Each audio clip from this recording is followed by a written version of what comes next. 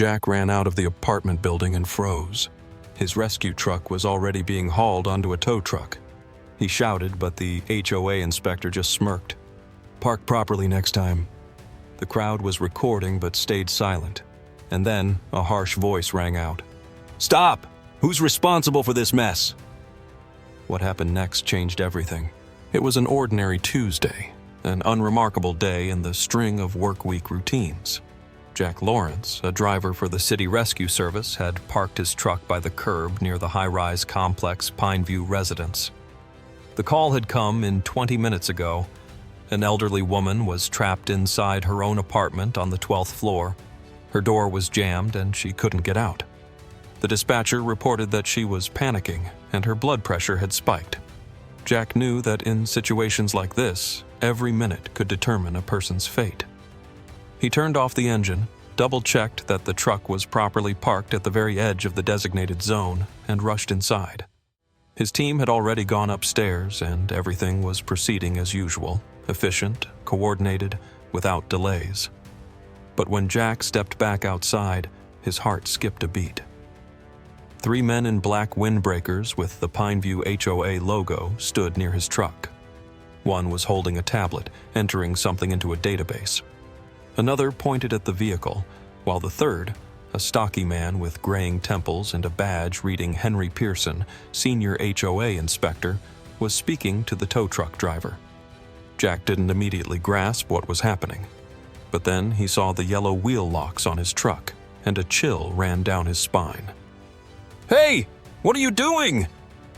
His voice came out sharp and loud, like a live wire sparking. He bolted forward, nearly leaping toward the truck, hoping this was some kind of mistake. Pearson didn't even turn around. He gave the tow truck driver a curt command, then pulled a tablet from his pocket and tapped the screen. "This vehicle is improperly parked. We're removing it." His tone was dry, indifferent. "You can't do this. This is a city rescue truck."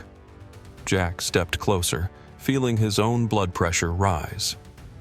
"I don't see any official markings, just some tiny lettering on the door," Pearson replied lazily, continuing to fill out the report. "If you want it back, pay the fine." "What?" Jack stared at him in stunned disbelief. A fine? For what? For parking while saving a life? He yanked out his ID and held it up, but Pearson didn't even glance at it. One of his colleagues, a young guy in the same black jacket, let out a dismissive chuckle. "This is illegal. I'm on duty." Jack's voice trembled with anger. At last, Pearson turned to face him. His eyes were empty and tired, the look of a man who had grown used to deciding people's fates with a single motion of his finger. "Park properly next time." And at that moment, the tow truck tightened its cable, lifting the front wheels off the ground. A crowd of residents quickly began to gather. At first, it was just a few passers-by, then curious neighbors peeked out from their windows, and soon at least 20 people were standing near the entrance. People whispered among themselves, glancing from the tow truck to Jack, who clearly wasn't going down without a fight. "Hey, that's the rescue service." Someone in the crowd, an elderly man in a hat, recognized the truck. "They helped me when my pipe burst." "Aren't these the same guys who pulled people out of that broken elevator last winter?" A woman in glasses asked, recording the scene on her phone. "This is insane," grumbled a man wearing a local gym's logo on his t-shirt. "The HOA has completely lost it." But then, another voice, quiet yet tense, cut through the murmurs. "Shh. They run everything around here. Best not to get involved." Jack felt a tight knot forming in his throat. People saw the injustice, but no one was willing to step in for real. He pulled out his phone and dialed his superiors. Rings. Again. Call failed. Damn it. No signal.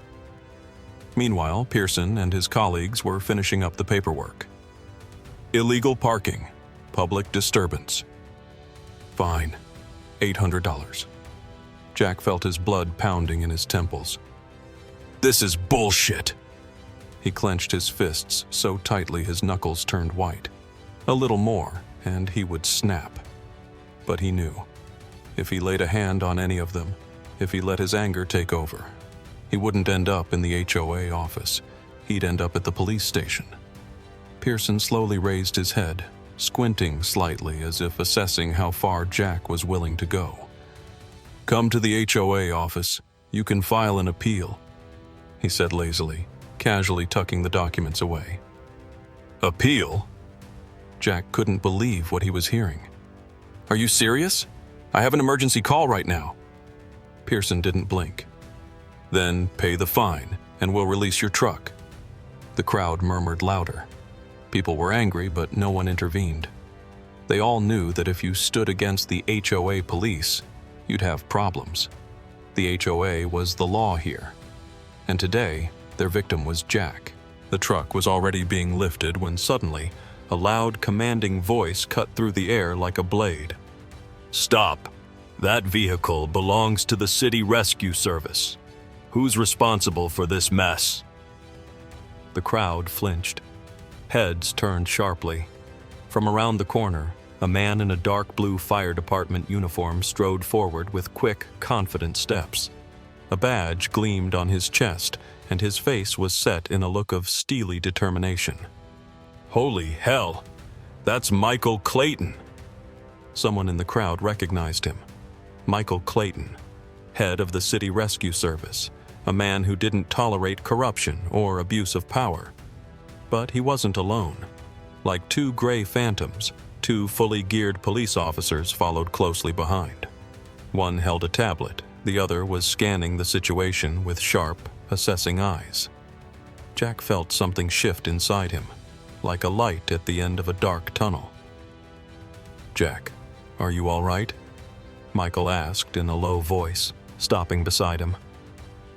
Jack finally managed a steady breath. He quickly explained everything and nodded toward Pearson, who still held himself in his usual "I'm in charge here" stance. But now his face looked less certain. The officers simultaneously turned to Pearson. "Calling a tow truck for city emergency vehicles without cause," one of them asked coldly. "That's a serious violation." Pearson paled. He glanced around the crowd as if hoping to find support there, but the people remained silent. We were just following the rules," he started, but his voice no longer carried its usual arrogance. "The truck was parked in a restricted area," he added, sounding far less confident than before. Silence. Michael smirked. "A restricted area?" He raised an eyebrow, looking at Pearson like a teacher catching a student in a lie. He turned to the crowd and gestured toward the parking zone. "So you're telling me that this parking space, officially designated by the City Council for Emergency Services, is now a restricted area?" The crowd stirred. People started murmuring. Someone chuckled. Others pulled out their phones to record. An elderly woman in the front row muttered darkly, "Let's see how these rats wriggle out of this one now." Pearson froze. He realized he was screwed. One of the officers calmly opened his tablet and tapped a few buttons. "Henry Pearson, under City Code Section 415, the unauthorized towing of a specialized municipal vehicle is classified as an abuse of authority." The second officer snapped open a pair of handcuffs. "You have the right to remain silent." The crowd fell silent for a brief moment, then erupted in cheers. Jack could hardly believe his eyes. Just minutes ago, he had felt desperate, powerless, cornered. And now justice was unfolding right before him. Pearson and his assistants barely had time to process what was happening before they found themselves at the station. The police didn't waste a second. The HOA's documents were seized, their phones confiscated, and an official investigation was launched. First, they uncovered the fines, dozens of illegal citations. Then they dug up complaints from residents. And soon after, the threats emerged. The HOA had long since turned into a miniature authoritarian empire. Residents were intimidated with eviction. threatened with heating shutoffs, and slapped with inflated utility bills without explanation. But the real chaos began when the video of Jack's truck incident hit social media. People flooded local community pages with footage, reposting it with furious comments. Within hours, the video racked up thousands of views. The media jumped on it instantly. Residents of Pine View residents file class action lawsuit against HOA. Jack saw the headline on the news that evening when he finally got home. He opened his laptop and scrolled through the articles. HOA president charged with abuse of power. Residents reveal years of HOA police terror. Major investigation launched against property management company. He smirked. Just yesterday, these people thought they were untouchable, but today, their world had collapsed. Pearson was fired, his colleagues were fined, and the HOA police was officially disbanded. City officials promised to review utility rates, and residents were granted the right to choose a new management company. Jack shut his laptop and glanced at his truck. Clean, no yellow wheel locks, parked exactly where it should be. He chuckled, shaking his head. Funny, just a day ago they thought they could do anything.